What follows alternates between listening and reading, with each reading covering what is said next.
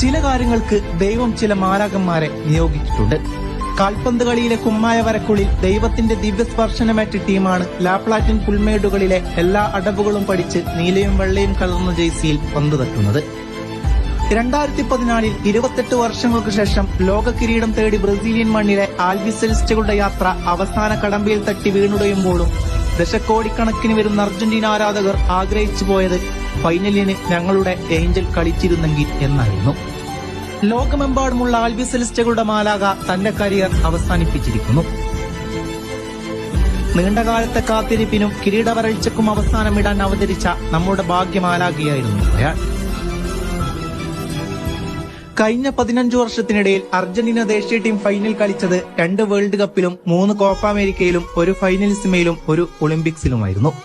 അതിൽ ടീമരിയെ കളിച്ച 4 മത്സരങ്ങളിലും അവൻ സ്കോർ ചെയ്തിട്ടുണ്ട്.